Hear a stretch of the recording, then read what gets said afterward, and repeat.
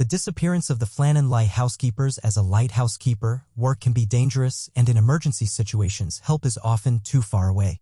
This appeared to be the case when 3 workers, James Duckett, Thomas Marshall, and Donald MacArthur, sent shockwaves around the world with their sudden disappearance from Flannan Lighthouse.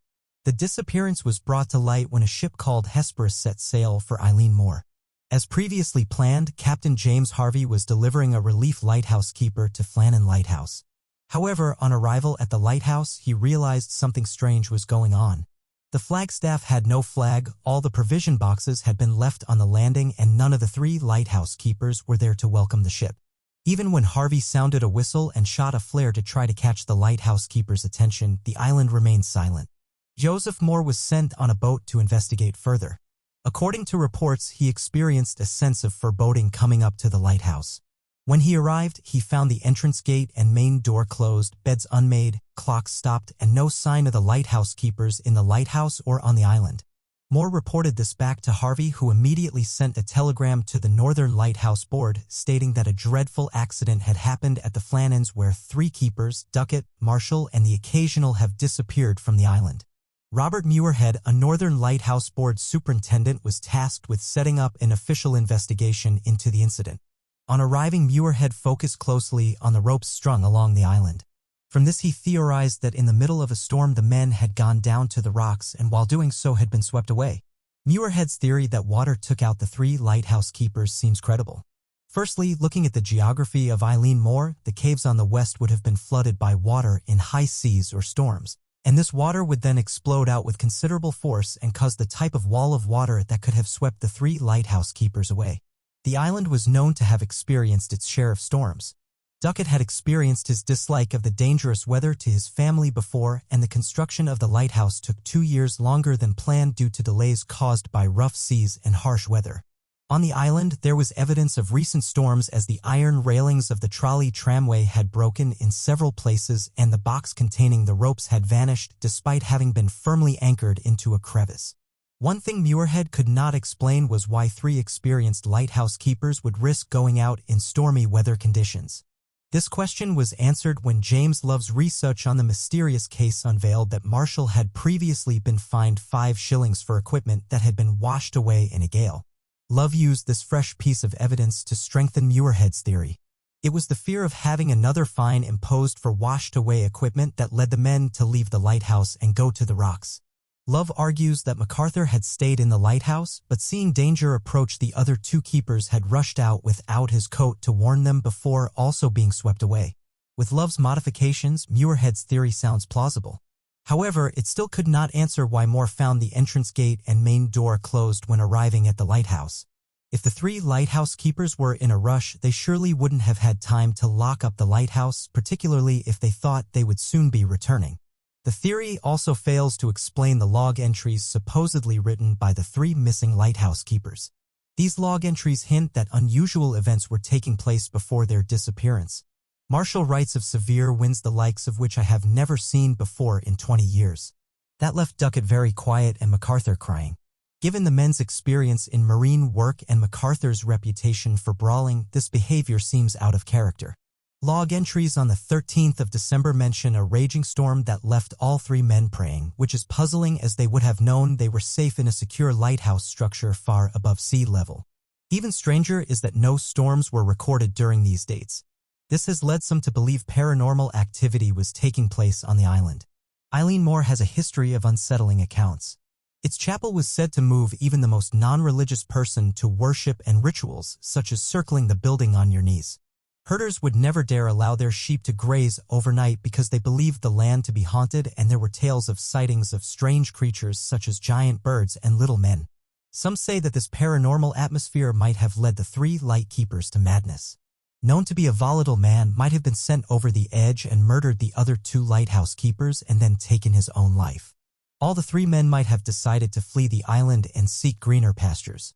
We already know how unhappy Duckett was to be living in a lighthouse from his correspondence with home.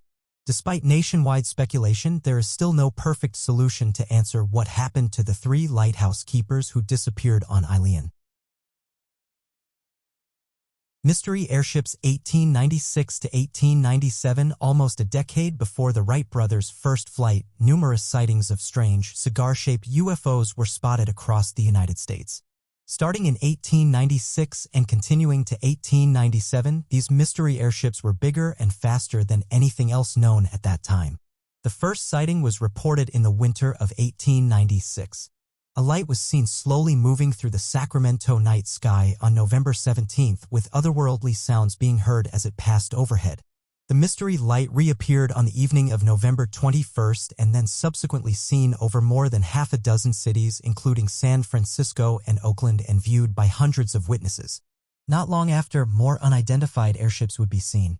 On the outskirts of Springfield, Missouri, one was seen having crash-landed to the ground. It was 20 feet in length, 8 feet in diameter, and propelled by 3 giant propellers. An on-the-spot witness approached the ship and came across its 2 pilots. They looked human. However, their language was nothing of this world. They attempted with difficulty to communicate, trying to ascertain the pilot's origins. Eventually, they both pointed upwards and apparently uttered something that sounded like the word Mars before quickly returning to their airship and launching high into the sky, leaving witnesses completely mystified below. These unidentified objects would also be the first reported stories of alien abduction. The first occurred in April 1897 and involved another mystery airship hovering over a farmer's cattle pen. Upon closer examination, onlookers realized that a cable from the airship had roped up a cow but was struggling to break free, having become entangled in the pen's fence. The group unsuccessfully tried to free the cow, but the fence itself was torn out of the ground, leaving the ship, cow, and part of the fence all rising slowly into the air and sail off into the sky. Interestingly enough, the airships weren't just after livestock, they tried to take people as well. It was on November 19, 1896, 2 days after the first mystery airship sighting over Sacramento. A U.S. Colonel H.G. Shaw was driving his buggy through the countryside near Stockton when he came across what appeared to be a landed airship.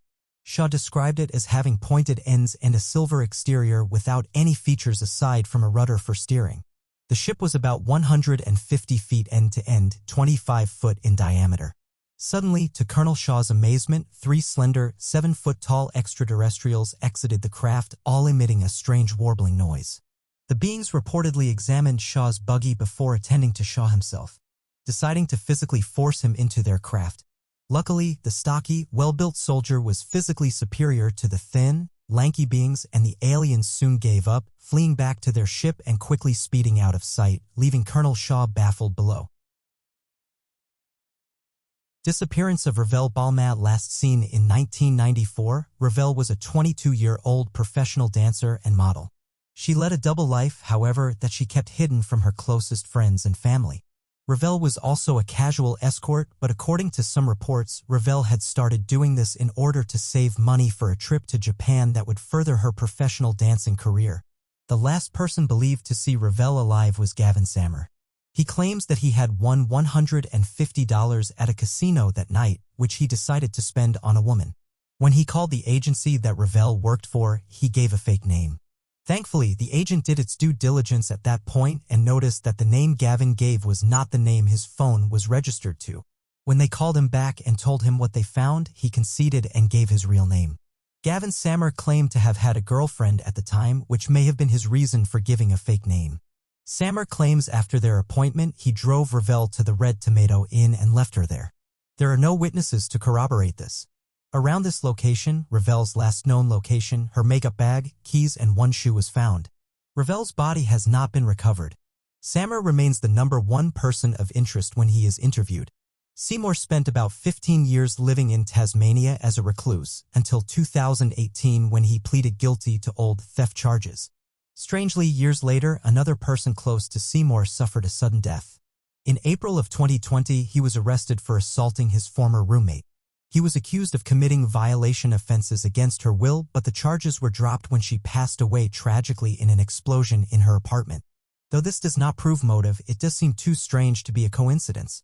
In May of 2021, the family announced a $1 million reward for anyone with information that would lead to the discovery of Ravel's remains. Maria Curie's remains were not found for 60 years.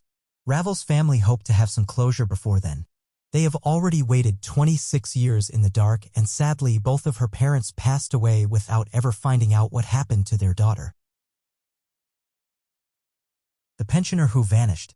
James Pruitt, a 70-year-old resident of the sunny state of Tennessee, was reported missing from the Rocky Mountain National Park in early March 2019. Alarm bells were first raised when his car was found desolate at the Glacier Gorge trailhead on the early morning of March 3rd. Upon further investigation, rangers uncovered that Pruitt had not been in contact with his family for several days before his disappearance since February 28th, as a matter of fact. Naturally, this confirmed the rangers' suspicions, and search efforts got underway swiftly later that day. However, as always seems to happen in these situations, the odds were against the search party from the off. The park had been smothered in 2 feet of snow just days before Pruitt's disappearance was reported, and coupled with the rocky terrain, it was becoming evident that finding Pruitt was going to be no easy feat for 6 days between March 3rd and March 8th. An extensive search was conducted. Rangers trawled the park, and a variety of specialized teams were also deployed utilizing dogs and even aerial reconnaissance. The search encompassed 15 square miles of lakes, glaciers, and gorges, yet James Pruitt was still nowhere to be found. Owing to the persistent bad weather, search efforts were called off in mid-March, although the story does not just end here. During the summer, efforts were revitalized and focused on more specific areas, and there was also more hope this time, as the summer was a busy time with over 2 million people flocking to the park each year to bask in its secluded beauty. This meant that with streams of visitors also traversing the park, it was much more likely that someone was going to stumble on a clue, perhaps one of his belongings or even Pruitt himself. But unfortunately, the series of attempts that took place over the summer yielded no clues nor results, and efforts tapered off. At this point, you would be forgiven for thinking that any chance of Pruitt being found were long gone. However, in October a new search began, albeit with a different tactic. Instead of focused searches in popular parts of the park, efforts were concentrated in off-trail areas. It was hoped that, as visitors were less common there, clues linked to Pruitt could still be awaiting discovery, and any tracks he may have left could still be intact. Ultimately, the search was unsuccessful, but it demonstrated the resilience of the search teams. In a final blow to any hopes of finding Pruitt alive, the park's public information officer Kyle Patterson confirmed that no active searches would be taking place as of the 26th of November 2019. Report anything they think might be relevant. As of 2021, Mr. Pruitt is still considered missing, with the occasional Facebook post reminding the public to keep their eyes peeled for clues. With that said, any hope of uncovering the truth of his untimely demise has long been extinguished. Antarctica. Mysterious humming noise. Antarctica is shrouded in mystery. It's known for its harsh climate and beautiful wildlife. Each year research is carried out on the continent and experiments are conducted. The Ross Ice Shelf is the largest ice shelf of Antarctica. It's the world's largest piece of floating ice and can be seen in the Southern Ocean in line with the mainland. For many years now, research has been carried out to get a better idea of its physical properties.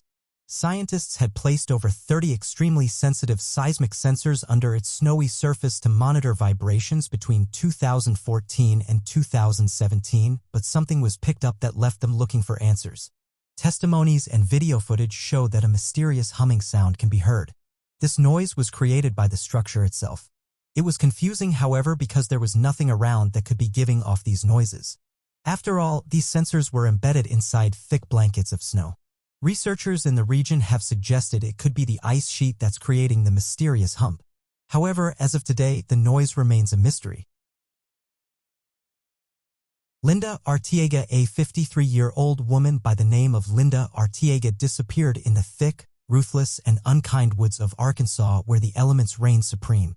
The situation was so dire that the emergency officials declared it to be a search and recover mission as opposed to the usual search and rescue, proving that they didn't believe they would find the woman alive after she had been missing for days in the dangerous wilderness. Linda Arteaga's niece, Shelley, worried night and day for her aunt's safety, though hope seemed lost with the knowledge that survival chances in such a dangerous place were low. There were moments when Shelley believed they wouldn't find her aunt alive, stating, "You understood they were looking for a body, not a survivor, and that's what we were kind of expecting." After several days of futile searching passed without a single trace of Linda, Linda's a volunteer found her vehicle in a place close. It came to light that Linda Arteaga had been out hiking with her brother, aged 56, Eddie Hoff. The two had gotten lost in the wilderness and were not able to find their way back to civilization. The two ended up unfortunately separated, with Hoff finding a way out of the woods only 2 days after their hike, but Linda dwelled in the wild for far longer. Hoff was the one who alerted Shelley about the trip and how they had gotten lost and separated, but mistakenly thought he had seen his sister sitting on the porch of a family member's house. It was only after 4 days that Shelley and Huff realized something was wrong when Linda hadn't been seen since the hike. It took 5 days for the searching party to even set out, 120 hours in which Linda was helplessly alone in the woods, 120 hours in which anything could have happened to her. 75 volunteers set out to search on both foot, horseback, and in vehicles. Miraculously, she found a way to survive. She had lost her flip-flops and had to walk barefoot for the majority of her desperate attempt at survival. Fortunately, she managed to sustain herself of watercress, nuts, and berries she found, as well as quenching her thirst from a creek. After she was rescued, doctors suspected that berries eaten by both Huff and Linda might have been toxic and caused paranoia and confusion in them both, thus making them susceptible to getting lost and splitting up. Dehydration and toxins in the berries may have caused Huff to hallucinate seeing Linda on the porch that day, thus making him believe she was safe for those precious extra hours that could have been used to look for her. Linda had quite an intriguing story to tell. She claimed to have had an experience with the legendary shadow people, though the concept of her hallucinating has to be considered. When she was found in the deep woodland, the woman was unnerved and paranoid. Both siblings had memory loss when it came to the events of their hike. She explained that, as far as she recalled, Hoff had gotten injured and she tried to find help. As she wandered through the woods, she found more hikers, but they didn't hear her calling out to them. As the days and nights passed, she swore she saw shadow figures observing her from the trees, bushes, and crevices in the woods. She claims that the next thing she remembers is the volunteer search party calling her name. Janine Vaughn disappearance. Another story that families are hoping will be brought back into the spotlight is the story of Janine Vaughn. Janine was last seen on December 7, 2001 at 4 a.m., where CCTV footage shows her on Keppel Street, Bathurst. The security footage shows her getting into the front passenger seat of a bright red 4-door medium-sized sedan. Police interviewed over 1,000 people in the investigation of Janine's disappearance until 2003, when she was presumed deceased. Among those investigated for her disappearance was a local policeman, Brad Hoseman. The Police Integrity Commission did not release their findings for some time. However, Brad was forced to leave the force with no retirement benefits. Around the time of Janine's disappearance, Brad told the police that he was staying with his mother near Newcastle. However, he changed his story when he was investigated by the Police Integrity, admitting that he had been in Bathurst. In 2009, the coroner who had taken the case recreated what was last known of Janine's movements on the day she went missing. He walked along the street, dimming the streetlights to make the recreation as real as possible. During this time, Brad Hoseman was brought up once again. Friends of Vaughn had claimed that Hoseman would often walk by the shop where she worked and wave to her while she was inside. She had expressed concerns about Hoseman's actions seeming a little like stalking, but nothing was taken too seriously and no paperwork was ever filed in the matter. Vaughn's former boyfriend of 5 years recalled that she did complain about notes, flowers, and even lingerie being left on her car while she was at work. Is it a coincidence that Hoseman knew where she worked and purposely walked by to wave to her often? Did he have any reason to be walking by and seeking her out in the window? Was it because he was on his way to her car to leave small tokens and gifts? We can only speculate, as no one has come forward with information about the matter. We can only hope that technology and science progresses in such a way that allows us to find out what happened to these women after so many years. The people who may have information on any of these cases are aging, and their memories are as well. We can only hope for their families that someone can give them peace sooner rather than later. The Valley Hill Lights. Valley Hill Lights is located in the picturesque Springfield in Kentucky. Springfield is generally known for its babbling brooks, tall trees, and blue skies. However, if one were to travel down Route 55, you would approach the valley, which is renowned for something far more substantial than scenic views. In April 1995, 8 young girls and their Catholic education teacher had several religious sightings alongside random visions of bursts of color and showers of golden flakes. One of the students, Mandy Mattingly, described seeing an array of colors around a pulsating sun. The other girls described seeing gold colors appearing on their flesh, which their teacher photographed. When these pictures were developed, the teacher and students were shocked to see angels surrounding the lights and in one image Jesus and the Virgin Mary in a veil. One of the students, Sabrina Ballard, said she could see the name of her deceased cousin on a tombstone in the background of one of the photographs. Amanda Terrell was another of the 8 girls and still to this day credits the events of that day for giving her more of a spiritual background and making her feel closer to God. Terrell is not the only one. At its peak of popularity, scores of people traveled to the valley and described how the experience drew them closer to God. Hazel Spalding is one of these visitors, and describes how she knew that the place held special powers from above as the rosary she was holding turned gold and she could suddenly smell roses without there being any rose bush in sight. Angel Wimsett supports her by describing how you know something is going on in the very special valley. Notably, there are individuals who are not convinced of the authenticity of the visions. Dr. Joe Nickel managed to get his hands on the original photographs taken by the teacher and argues that the most likely explanation for the images of angels were due to a cartridge leak and that the image of Jesus and the Virgin Mary was a result of pareidolia, a psychological phenomenon that causes people to see patterns in a random stimulus. The inscription of Ballard's late cousin's name in the tombstone, Nickel argues, is actually an imprint from the back of the Polaroid photo pack. Despite skeptics like Nickel, many continue to travel to the valley in a bid to glimpse a vision of the Virgin Mary. Benjamin Briggs, Mary Celeste. The mystery of the Mary Celeste has been speculated upon for almost 3 centuries. In 1872, the Mary Celeste was uncovered on the coast of Portugal entirely devoid of any signs of life from the crew which once boarded it. Among the missing crew was Benjamin Briggs, the ship's captain and master mariner. The ship was still under sail and in almost pristine condition despite one lifeboat missing board. Sarah Briggs, Benjamin's wife, and their 2-year-old daughter Sophia disappeared along with him, all presumed to have passed away. The Briggs bloodline carried the maritime passion in its veins. The ocean was Benjamin's whole world, which shaped him into an experienced sailor who knew the dangers of the sea, often sailing together with his brother Oliver Briggs. The master mariner was heavily faithful to God and married Sarah, the daughter of a reverend. Together they sailed all over Europe and had 2 children, including their eldest son Arthur Briggs. Oliver and Benjamin planned on purchasing a hardware store in New Bedford and giving up their sea legs. But in 1872, Benjamin bought a share in James Winchester's Mary Celeste, a merchant ship, and decided to do one last voyage before giving up their marine passion for good. It is tragically ironic that this was to be his final journey. Benjamin and Sarah's son Arthur survived, having been at his grandmother's during the time of the voyage, and the Briggs have living relatives. You will never know what fate became of these great explorers. Despite the pessimistic nature of their disappearances, the missing rowboat on the Mary Celeste leaves the hope that the crew, and if not at least the Briggs family, survived and settled elsewhere.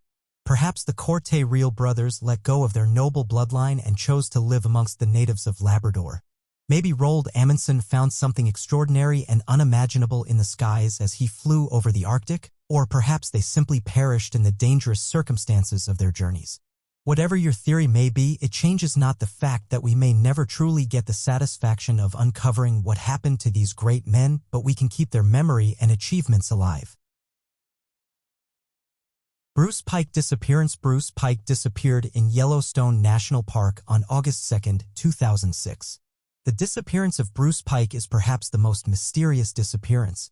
Very little is known of Pike, with seldom information released to the public regarding who he was and how he went missing. Yellowstone is one of the most famous and most frequently visited national parks in the continental United States. It receives an estimated 4 million visitors annually, and that number only seems to increase with every passing year. Every single day there is likely to be about 11,000 people in the park at any given time. Holding its spot at number 1, it is the world's first national park and a UNESCO World Heritage Site. With the enormous landscape stretching over 2 million acres, it is common for tourists to find themselves lost or to wander off their original path. However, these people are almost always found within a few days or even hours, as the park is so heavily trafficked. Only 3 people have ever been lost to be never found in Yellowstone National Park. Bruce Pike just happened to be one of them. What we know was Pike was last seen at the Indian Creek Campground on August 2, 2006. His car was found to be abandoned nearby. His story was not covered by the media, and there is no public record any family members asking for help to find him. Despite the seeming lack of interest, mysteriously enough the Texas authorities are participating in an ongoing investigation of his disappearance. He has never been seen or heard of since. Azores Underwater Pyramid Discovery. The first one we are going to look at is the Azores Underwater Pyramid Discovery. Pyramids have been built nearly everywhere in the world, with an eerie similarity and mystery already existing for those above ground. Those below ground are even more thought-provoking. The discovery was made right off the islands of San Miguel and Tesora in the Azores. Dioclesiano Silva, the man said to have discovered this, was on a fishing trip and using the ship's bathymetric equipment. He saw what appeared to be a perfectly geometric structure, making him question what exactly he was floating above. He noticed that the structure was a perfect pyramid. It's amazing because it forms a perfect pyramid. Moreover, orientation, deployment of the pyramid, the vertices are oriented north and south, just north and south, such as Giza pyramids in Egypt. Silver told the Portuguese news website Terra.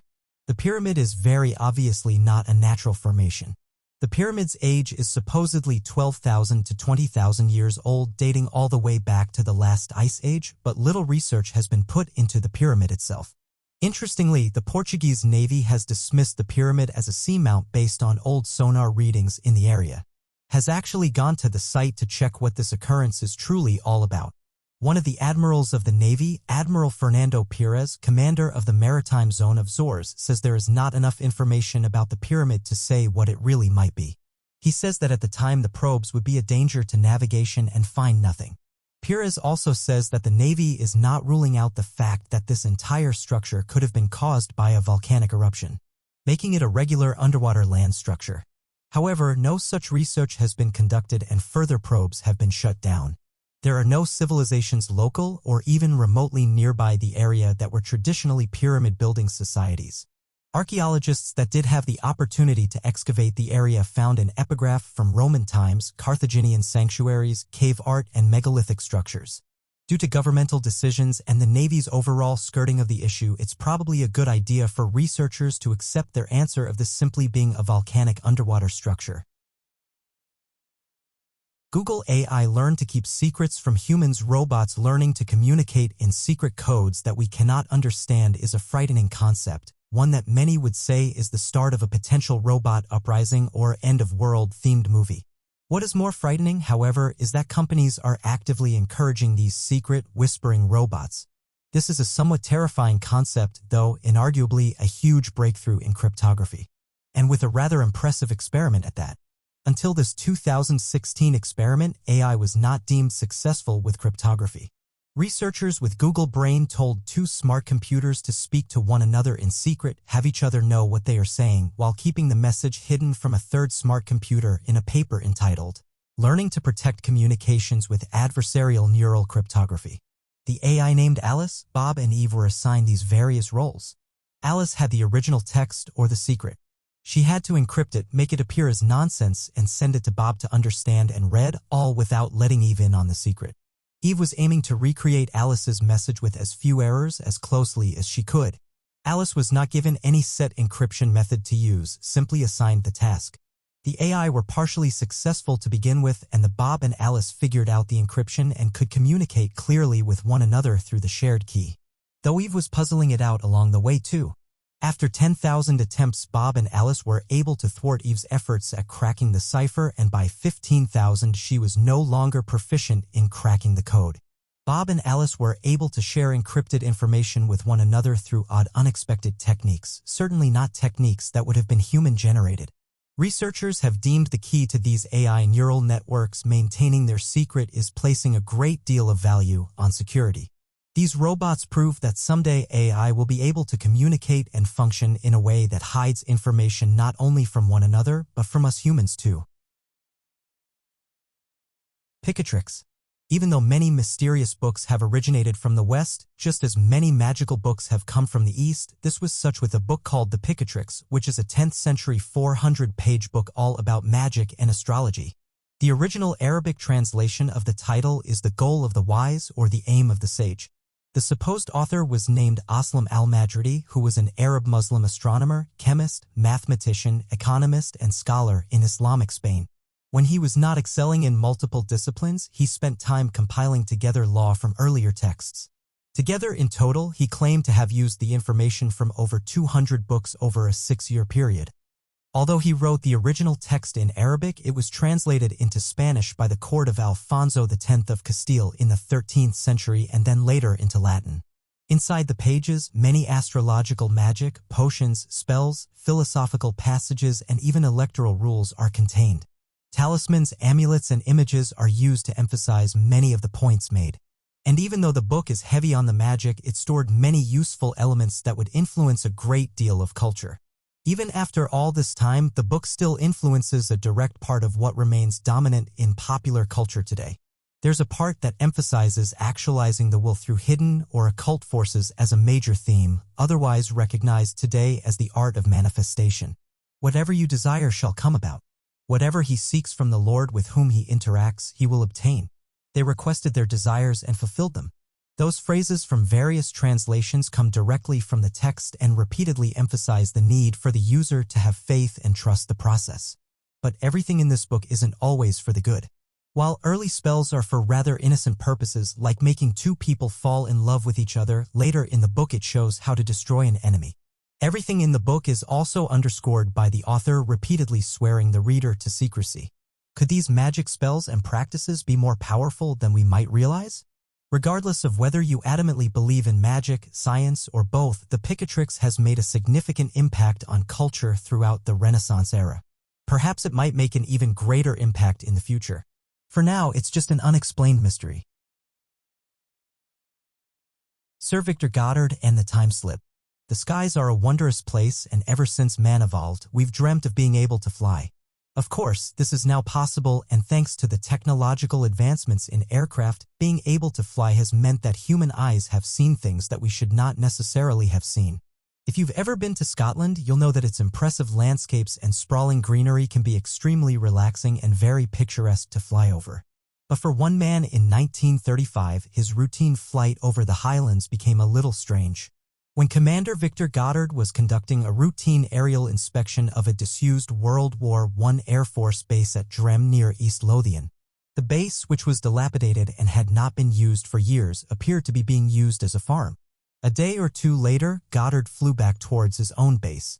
It was a gray and rainy Monday with low visibility and high winds, completely the wrong conditions for a pleasant flight. As you can imagine, he attempted to navigate towards Drem but couldn't work out where to fly, given the conditions. Suddenly, Goddard lost complete control of his plane. It plummeted towards Earth through the thick gray cloud, which offered no brakes. As he reached 200 feet, he was certain it was over, but it wasn't. Goddard reported seeing swirling water and a stony beach and was flying near 150 miles an hour. Drem's hangars appeared as a silhouette in the bleakness of the afternoon. And as he approached the airfield, the skies brightened completely. As he flew nearer, he noticed a distinct difference in Drem's appearance. The airfield was freshly tarmacked, the hangars restored, and 4 bright yellow aircraft sat on the stand. One model of aircraft he didn't recognize, a monoplane of a new variation with RAF markings. Strangely, in 1935 the RAF had no monoplanes, not even for training purposes. There were men working on the ground wearing light blue overalls, which was also strange as the mechanics that Goddard was used to seeing normally wore tan gray. Nobody seemed to notice Goddard's plane flying low over the airfield, and as he pulled his joystick backwards and powered back into the skies, the gray skies and ray returned. Soon he was near his intended destination and landed dazed. Goddard tried to comprehend what he'd seen, but simply couldn't. His colleagues thought he was either drunk or mad, and he stopped telling his story. However, for years later, the airbase at Drem would be refurbished. The RAF uniforms would change to light blue, and a new training monoplane painted bright yellow arrived on the tarmac at Drem. As time went by, Victor Goddard came to the startling conclusion that he'd, in fact, traveled through time. The discovery of previously unseen Stonehenge carvings. Prehistoric cave painting is well known to be one of the earliest forms of art seen on Earth. Before language existed, let alone the ability to write, read, or speak in the way we can today, man would tell stories through drawings. These paintings have been popularized in film, comics, literature, and more. They've inspired modern storytelling as well as various fables and mythology over the centuries. Stonehenge, however, wasn't believed to have such extensive carvings, which, if researchers have got the purpose for its construction right, was a bit strange. But we live in the 21st century, and luckily the beauty of laser technology exists. People were reporting that they could make out carvings on the surface of some of Stonehenge's stones as early as the 1950s. These claims were often disputed as, well, the carvings were so hard to see that they could hardly be categorized as intentional drawings. In 2003, however, a group of scientists took to the stones with laser technology. The quality of the photos was naturally much better than the grainy photos from nearly 50 years earlier, and even though the stones had undergone a fair amount of natural erosion, scientists could clearly make out some carvings. Further studies of the images did not only show what the carvings were meant to be, but even provided some answers to the question of why Stonehenge was built. The prehistoric carvings seemed to be of axe heads, axes themselves, and even daggers. These may seem a little violent, but it was common for drawings of weapons, amongst other things, to be carved on the walls of burial chambers or religious grounds. Burial sites all over the UK display carvings such as these. But the commemoration of the deceased isn't the only theory that the carvings support. Some researchers believe that Stonehenge was designed to line up with the summer solstice, thus acting as a rather large calendar. These carvings may have pointed out specific dates, but this theory, to this day, is far from being proven. John Darwin's disappearance. Unlike other disappearances on this list, this one is quite possibly the most dastardly. John Darwin's disappearance, however, was one of manipulation, greed, and the desire to profit off a tragedy. John Darwin and his wife were deeply indebted after purchasing 2 properties, the mortgage from one of these being £130,000. Mr. Darwin created an elaborate plan to fix the married couple's financial troubles that, in his eyes, was absolutely flawless. He planned to fake his own death and his wife and was going to help. In March 2002, John Darwin went out on his kayak. He was reported missing the same day when he failed to come to work. A huge sea surge took place to find him, as the sea is generally a tremendously dangerous place, and if someone goes missing at an aquatic scene, it is best to search for them immediately. Every second wasted is a second in which a victim could pass away. No body or trace of him was found, and the following day the wreckage of Darwin's kayak was discovered. The rescuers were puzzled, if not somewhat suspicious, as the sea had been calm the day he'd gone missing, and it seemed unlikely that anything could have happened to him on the waves. Still, John Darwin was presumed lost at sea and eventually pronounced deceased. The couple faked his death from 2002 to 2007. During this time, Darwin resided in a bedsit flat next door to their family home, only to secretly move back in with in 2003, and was granted £250,000 after his passing as part of his life insurance, which paid off their mortgages. In 2004, the couple decided they should move abroad, considering Cyprus. Darwin managed to obtain a passport under the name John Jones, yet he used his real address. From 2004 to 2007, John Darwin was traveling from Cyprus to Kansas to Newcastle and Cornwall using his fake passport, interchanging between the alias John Jones and John Williams. And John chose Panama as the next place to live and flew out to see some properties. During this time, a photograph of them was taken and posted on the internet by a Panamanian property agent. They proceeded to buy an apartment for £50,000 under the name of their son Mark, and returned to sell their home in the UK, and John remained in Panama. In May 2007, they bought a tropical estate in Escobal, Cologne worth £200,000. They returned to Panama in July of the same year and stayed there for 6 weeks. It was only in September of 2007 that Anne's work colleague became wary of the situation after she overheard a phone call and was having with John. Their home was sold for £295,000 in October, and afterwards Anne returned to Panama, ready to begin their new life together. This is until they realized that their identities would have to be confirmed by the UK police in order to live in Panama. And they plotted to have John fake amnesia. The past 5 years. He went to a police station in London, except between and selling their house and buying properties abroad, and her colleagues tipped to the police they didn't buy the story. A police investigation had already been ongoing for months without their knowledge. They were both sentenced to 6 years in prison for fraud and forced to repay everything they took from the life insurance, cost of their sold home, and other fines and costs. To have a loved one go missing is an awful experience, and to think some people would take advantage of such tragedies in order to gain a profit is awful. Missing people's cases are never simple or easy to comprehend, and it's dreadful to consider all those who are currently out there, lost, abandoned, or deceased without any hope of ever being found. We can merely hope that most cases of missing people will eventually be solved. Peter Jackson missing at Yosemite National Park in 2016. An elderly man in his late 70s was reported as missing at the Yosemite National Park in California. Jackson was reported as missing in September, but his body was only found in May of the following year. His car was left at the White Wolf campground. It is speculated that Peter Jackson was following the mist trail in Yosemite Valley when he went missing. Jackson sent his son a text message on the 17th of September confirming his location, saying he was nearly at the national park. Peter Jackson, despite his advanced age, was said to have been in idyllic shape and health. Jackson was by no means an inexperienced hiker and, according to his son, would go for serious hikes averaging to up to 5 miles each on a regular basis, which just goes to show that anything can occur in the wilderness. And even the most seasoned of adventurers and hikers can find themselves as victims of a cruel fate.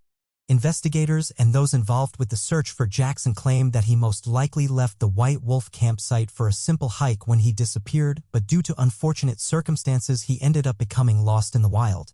His camping fees were paid all the way through to the 21st of September, implying that his stay at Yosemite National Park was supposed to be a prolonged one. According to some experienced hikers who commented on the case on Reddit, the White Wolf campsite lies on top of the Tuolumne River, close to an incredibly broad canyon, with a single way down to the floor of the valley. You can easily end up falling from the side and become trapped midway down, and getting out alone would be a near impossible task to accomplish. The camping site of White Wolf is what hikers generally refer to as leave me alone campsites, as these are for hikers who wish to be left to their own devices. Many hikers claim that this area is not a place to go by yourself. Experienced hikers such as Jackson himself ought to have known this, and so the reason why he chose to go there alone is unknown. Online speculators believe that Peter Jackson might have fallen into the crevice and twisted or broken his ankle and was unable to call for help due to either losing or breaking his cell phone or having no signal. Yelling would also be ineffective, as national parks are vast and you are alone with nature. Unfortunately, his case was put on hold during those crucial days when he could have been found alive due to a lack of clues and bad weather. Michelle Whitaker. Known by friends and family simply as Shelly, Michelle Whitaker went missing in August of 2002. Michelle was a waitress and had been arrested twice for drink driving in South Carolina, but was later released. Her arrests caused tension between her family and her, especially complicating her relationship with her mother. She was last seen trying to get a ride from a truck stop in Spartanburg. In 2005, an anonymous letter made its way to the police, stating that Michelle had been brutally attacked and that her body had been taken to Landrum. This, however, remained unconfirmed throughout the duration of the case. Jonathan Vick was a potential suspect for the attack and taking the life of both Michelle and Heather Sellers, his girlfriend. In 2006, he was also charged for taking the life of Dana Satterfield back in 1995. Jonathan Vick is also a suspect for taking the life of 2 other unsolved attacks, which led to the victims losing their lives. However, his involvement with Michelle was only ever speculated and never confirmed. Michelle continued to be a missing person after his arrest, and the case went cold for years afterwards. The police checked her credit card and social security number reports, often with no luck. A miracle occurred in 2008, when Michelle was found alive and living in Oregon. One of her neighbors recognized her picture on a missing persons database and contacted the South Carolina police. An emotional reunion ensued between Michelle and her family, who had begun to give up hope of ever seeing her again. She explained that her old life was too troubled, as she needed to get away and begin her life again. Melanie Melanson disappearance. While hikers assume an inherent risk by entering uninhabited wilds, sometimes people can disappear into the wilderness much closer to home, never to be seen again. Melanie Melanson was a 14-year-old in Woburn, Massachusetts, who attended a high school party in the woods outside of town with about a dozen other older boys on a brisk fall night in October 1989. The kids were drinking and partying until the early hours of the morning, when it dwindled to just Melanie and 2 other boys, Gene Bertini and Jimmy Tresca. Jimmy wanted to return home and offered Melanie a ride to her friend's house where she would be spending the night, but she declined in order to spend more time with Gene. Melanie and Gene left the woods and walked back towards the town together where Gene had parked his motorcycle. He only had one helmet, and so did not offer Melanie a ride home, and reported that as he drove away he saw her walking the opposite direction of her friend's house back towards the woods. However, as he was under the influence, he did not think to stop and ask what she was doing and if she needed any help. Melanie was never seen again. Unfortunately, Melanie's parents were known substance abusers, and Melanie frequently ran away to escape from them. Investigators assumed that she might have run away towards Florida and lost valuable search days as they waited for her to return. As the days passed and she did not return, investigators theorized that the outcome of that night took a much more sinister turn. The current theory is that Melanie was killed in the woods and that her body was moved several times after. Gene and Jimmy both tell conflicting stories of the night that Melanie went missing, and Jimmy's car was mysteriously missing and reported stolen the week after the incident. Search dogs trained for human remains alerted officers at several different locations in the woods close to where the party was, but no human remains were ever found when the area was excavated, which led investigators to conclude that Melanie had indeed been buried or hidden around the area and possibly moved multiple times before her body was eventually removed by whoever killed her. Many believe that it was Jimmy and Gene who killed her and then worked together to hide the body, although the evidence against them is mainly based on rumor and gossip. Aside from their conflicting accounts of the events, it was widely reported that Gene had been cheating on his girlfriend with Melanie, and both Gene and Jimmy's girlfriends have refused for years to speak to investigators about what happened that night, despite both being in attendance. Jimmy's stepfather was a police officer in Woburn, and shortly after the incident retired and moved the entire family to Florida. Gene went on to live a life filled with violence and was most notably arrested after pistol whipping and robbing two teenagers at a gas station and then refusing DNA testing in a case that went all the way to the Massachusetts Supreme Court. However, neither of the boys were ever convicted, and it is likely that we may never find out what happened to Melanie on that fateful and tragic night in the woods. Those who choose to brave the wilderness of national parks, mountain ranges, or even seemingly innocuous outdoor trail hikes are frequently at the mercy of nature's whims, even if they do not realize it. The missing Prime Minister. On the 17th of December, 1967, Prime Minister of Australia, Harold Holt, disappeared into the waters near Portsea, Victoria. Widely believed to be merely a swimming accident, various theories began to pile up. This is most likely because Holt's body was never recovered from the waters. Holt became Prime Minister in January 1966. Holt initially denied having security, deeming it unnecessary and making him seem impersonal to the public. This changed later after a window of his office was sniped out and a later assassination attempt was made on the leader of the opposition. He finally agreed to one bodyguard but never took one on any vacations. Speaking of vacations, Holt was an avid outdoorsman. He had a fondness for spearfishing and would fish year-round. He also snorkeled, preferring the freedom versus the cumbersome weight of a tank. He is described as having incredible powers of endurance underwater. That being the case, however, Holt still had two near misses in the water, one which he blamed on a leaking snorkel and one he blamed on chasing a fish whilst spearfishing. The morning of his disappearance began normally. Holt awoke early in his vacation house in Portsea, called his wife, and stopped at a general store. The items he purchased did not seem out of character. Insect repellent, peanuts, and some newspapers. Holt spent the morning with friends with a notable stop in Port Phillip Bay to catch a glimpse of a solo circumnavigator coming through. On the way home, in typical Holt fashion, he suggested they all stop for a swim at Cheviot Beach. His reasonings were the hot day and wanting to work up an appetite for the barbecue lunch they had planned to enjoy. Holt was familiar with the area, having spent lots of time swimming and fishing in the area. He had even once retrieved a porthole from a shipwreck in the area. Holt was the only one to venture deep into the water. Others deemed it unsafe due to a visible swell and undertow. Holt swam deeper out into the ocean despite the calls from his friends. And without a wave or call for help, Holt simply slipped beneath the water. The search for Holt's body went on until January 5, 1968. A formal investigation deemed it an accidental drowning, stating Holt took a risk that day and paid the price for it. They found no evidence to prove otherwise. They went on further to explain that if sea creatures had gotten a hold of his body, he would have been reduced to bones within days. This would explain the lack of body being found. It all sounds so cut and dry, but soon enough theories began to surface. Some theories claim he ended his life, fearing his political career was ending. The police report specifically ruled out this theory. However, as Holt carried on his ordinary routines, his wife went on to say that she believed him too selfish to commit suicide. Other more crazy ideas involve a Chinese submarine rescuing their lifelong spy and being killed by a Vietnamese nerve agent, all of which have been marked as nonsense from Holt's family. In Australia, Holt's death is often the subject of dark humor. It has impacted their slang. Instead of bolting, one would do a Harold Holt. His death has even inspired a storyline on an Australian soap opera. Whatever locals believe, it is obvious Holt's disappearance has impacted the lives of those he served. Disappearance of Erin Marie Gilbert. Unfortunately, not all who get lost are found. This was the case with Erin Marie Gilbert, a 24-year-old girl who disappeared after leaving a first date on July 1, 1995.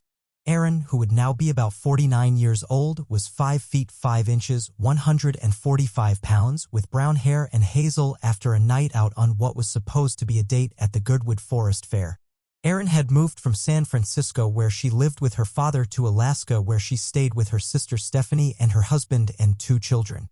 By the time that she went missing, she had been living with them for about a year. The night of Erin Marie Gilbert's disappearance, she was picked up by a young man by the name of David Combs, a man whom she'd met at a bar just he came to pick her up. He was wearing sunglasses, a detail that Stephanie later recalled when speaking to officers and reporters. Before the two of them left, Stephanie's older son, who was 4 years old, suggested that his Aunt Erin take a cell phone with her.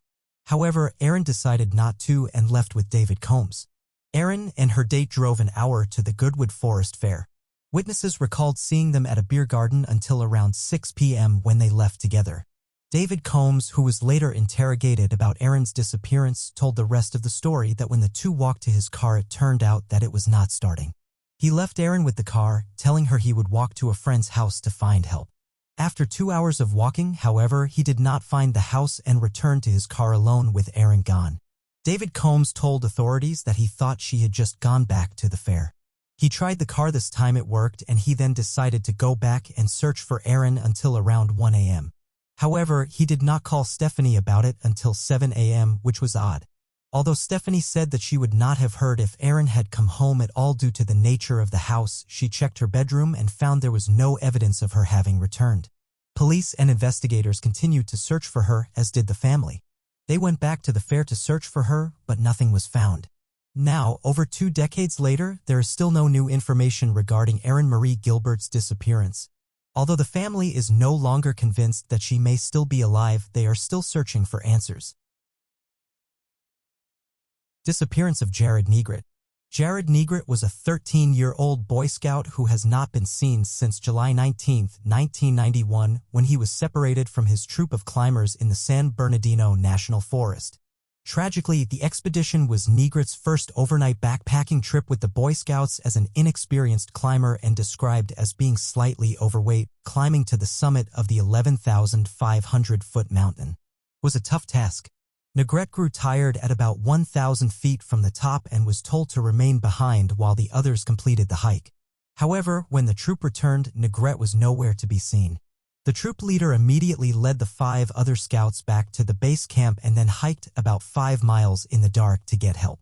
A massive search was launched, consisting of San Bernardino County Sheriff's deputies and rescue teams from as far away as Sierra Madre and San Dimas. They searched the 130-square-mile area of San Gorgonio Wilderness and on the 3rd day focused their search on a 6-square-mile area where one of Negret's footprints was discovered. In this area, searchers also uncovered beef jerky and candy wrappers they believed to have belonged to Negret. The most interesting discovery, though, was Negret's camera. On the camera, there were 12 snapshots. All but one were landscape shots. However, the final image was a close-up self-portrait of Jared showing only his nose and eyes. The photograph had been taken using flash photography as Negret appeared terrified in the image. Some have even claimed to see a pair of eyes behind Negret as if he was using the camera to scare off a threat. It is believed that Negret lost his life by succumbing to the elements or by suffering a fall down the mountain. But over 30 years later, there are no traces of remains of the boy and Negret's final remain unanswered.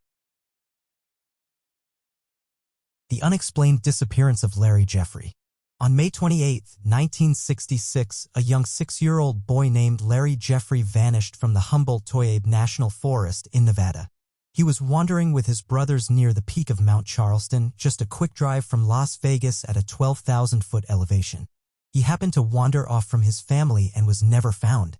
Investigators say that there were no predators or cars around to take him, so he essentially just walked off, never to be seen again. After his family reported him missing to the authorities, they organized a full search and rescue with nearly 1,000 volunteers.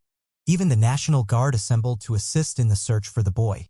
They spent 16 days looking for him, managing to catch his trail a few times, but ultimately came up empty-handed. They discovered that he had eaten insects and berries along his walk but could never actually find him. Searchers were surprised that they even found signs of his existence and foraging since he was wearing light clothing when he went missing. They had believed he would not survive through the cold night wearing such little protection from the elements, but he managed to last for a few days before his trail went cold. Larry was partially deaf too, which could have played some role in his disappearance. Perhaps he wandered off from his two stepbrothers and could not hear them calling for him in the woods. He was never found despite hundreds of volunteers searching up and down the mountain for weeks. The McCullough disappearance. Charles McCullough was 19 in 1974 when he left his home state of Virginia to travel to Oregon for a hiking adventure. Charles, or Chuck as he was affectionately known, had seen some friends before planning a trip to Crater Lake National Park in Oregon for a few days of walking amongst the stunning snowy mountains, beautiful sunsets and sunrises, and the crystal blue waters of the lake itself. Charles was a keen photographer, and despite weather conditions in the park tending to be poor in January, the month of his trip, Charles ventured on alone into the wilderness. Crater Lake National Park is covered in deep snow during the winter months. The park is still open and visitors can take guided snowshoe tours and even ski in the mountains. However, the conditions can be extreme and traveling alone is not recommended. Not to mention that Crater Lake is actually the deepest lake in America at a massive 594 meters deep at its deepest point. Charles told his friends that he would be gone for around 2 days before returning to their house for the remainder of his trip. However, he did tell them that if he was not back by the 1st of February to call the police and report him missing. This would turn out to be a valuable piece of information. The days passed and the 1st of February was drawing nearer with no sign of Charles returning. The day swiftly came and his friends began to worry, calling the police and reporting him missing. The authorities powered through the worsening conditions, but to no avail. A mass search team found no evidence of Charles, with some assuming that he had changed his direction and that they might be looking in the wrong place. However, with nearly 2.5 meters of snow, the search was not getting any easier, and despite the park thawing out as spring drew near, neither Charles nor his body were anywhere to be seen. There had been reports of people spotting Charles in the Diamond Lake area, a 45-minute car ride from Crater Lake, and a park ranger reported that he had given Charles a lift to the entrance of the national park on the 30th of January. What had happened after he dropped Charles off, however, the ranger did not know. Nearly a year-long search showed nothing until in 1976, two friends from Texas stumbled across chilling human remains after taking a wrong turn on their hike. The remains were confirmed to be those of Charles, but they were scattered strangely, with a lot of the bones still inside Charles's clothes. The weirdest thing, however, was that the remains were found 12 miles from where how had he traveled so far in such awful conditions? The skull that was recovered showed no blunt trauma, and investigators concluded that Charles had frozen to death after removing his clothes in what scientists call paradoxical undressing, feeling hot when you are freezing cold. Charles's family did not accept the explanation and were sure that foul play had occurred somewhere along the line. After all, why were the remains in such a secluded place? Charles's brother wrote in 2016, "If only those broken off shin bones could have talked to us, what do you think they'd say? I bet they'd say something like this.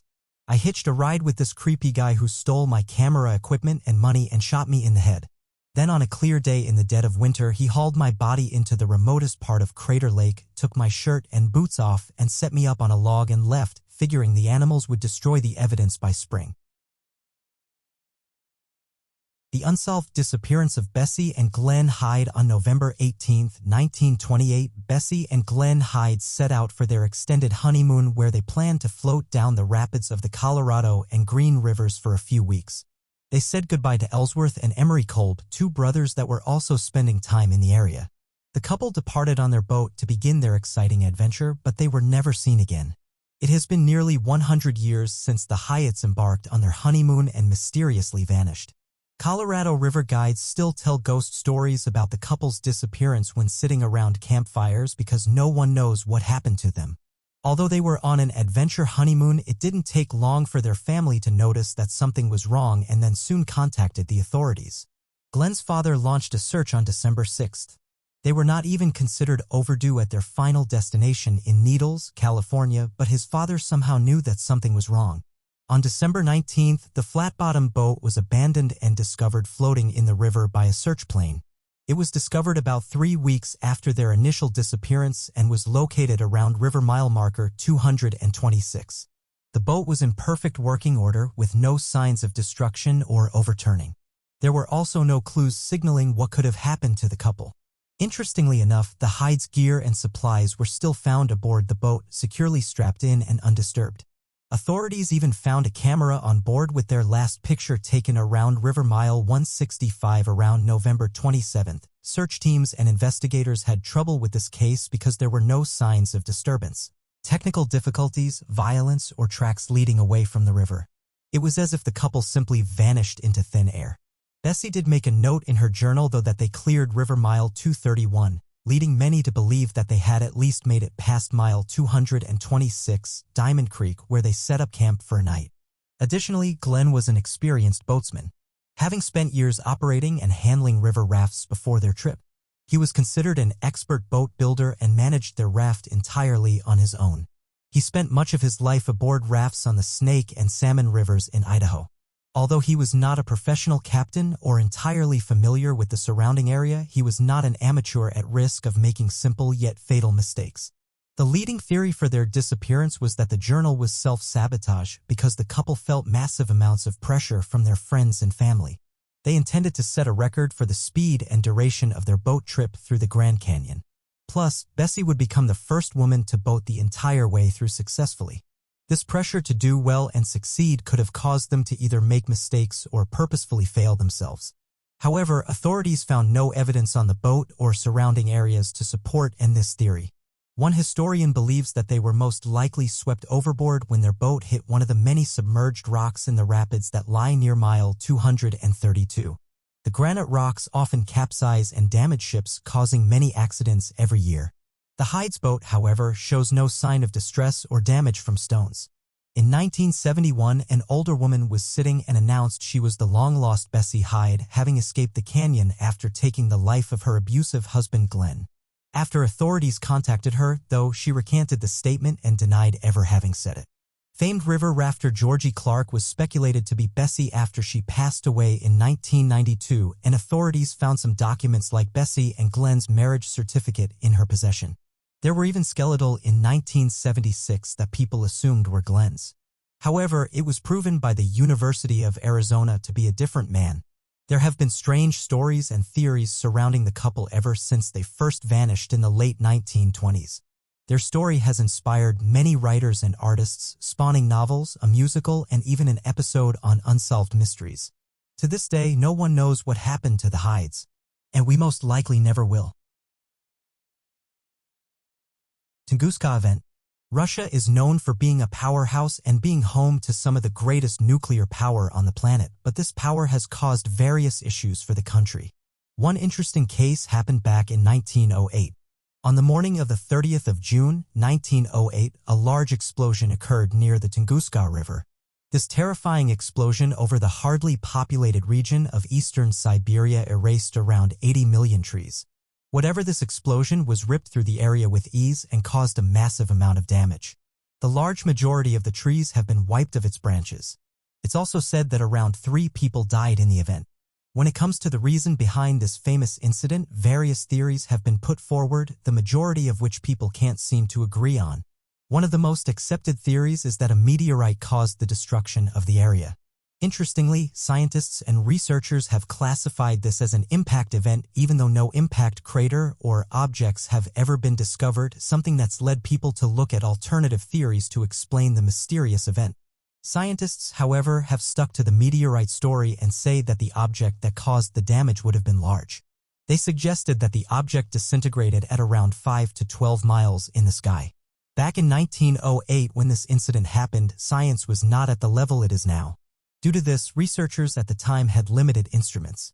The magnitude of the event has helped modern researchers to come to a more conclusive answer for what happened here. As it took around 10 to 11 years to find out information on this incident, and because many people living in the area were religious, they concluded that the reason this event happened was because their God was not happy. Science has said that various studies have allowed them to come up with different estimates of the size of the meteorite, ranging from 50 to 190 meters, depending on how fast the body was traveling. Along with the size of the meteorite, other factors were also measured in order to reach a decision. Tests showed that the energy of this object would have been the same as 3 to 30 megatons of TNT.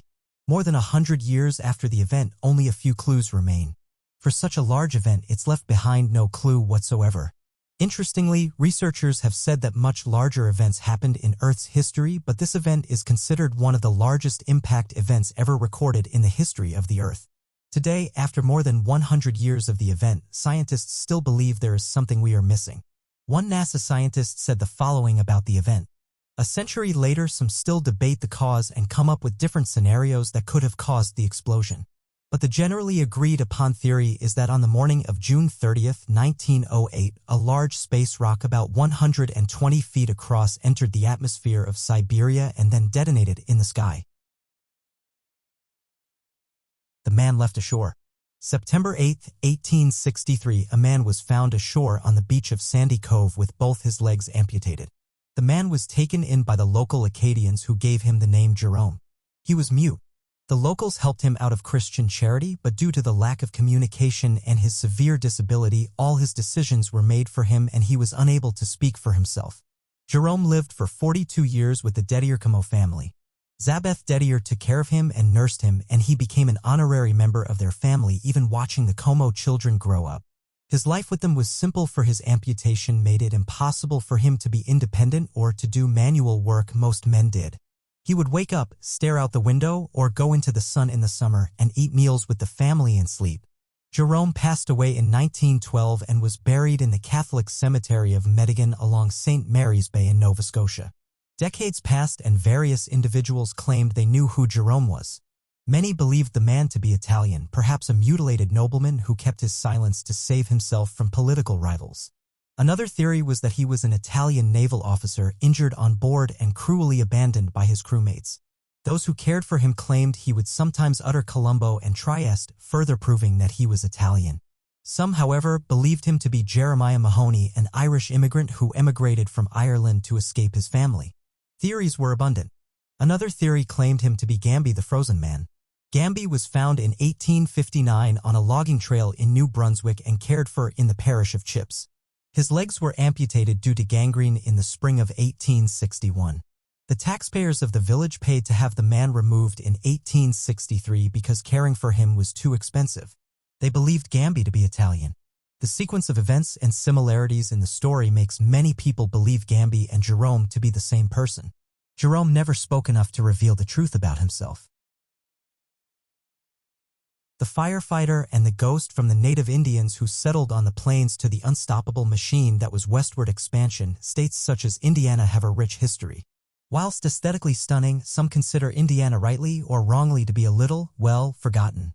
Although this assumption is not exactly true, something that is undisputable is that the state has had its fair share of terrifying supernatural encounters. Is based on folklore, and in the town of Gary, a belief in the paranormal perhaps now runs a little deeper after a spine-chilling event that took place in 2015. An abandoned and dilapidated town, Gary's population is small and crime rates are high. As such, old buildings are prone to setting ablaze and the city's fire brigade are often busy. But one call out to battle a small wooden shack that had caught fire was one that they will likely never forget. After taking a few photographs of the blaze for training purposes before posting the pictures on Facebook, the firefighter's family spotted something strange in the window of the fiery abode. Standing in the flames was the horrifying figure of a man dressed in black. The bizarre thing was that the house was known to be long empty, and the firefighters had not heard any signs of distress coming from the building as they put out the fire. As such, residents of Gary came to the only conclusion that they thought fitted the strange event, that the malevolent man in black could only be something from another world, namely a ghost or spirit of some sort. Of course, this cannot be verified, but in a town that has been largely abandoned, even the strangest things are not out of the realms of possibility.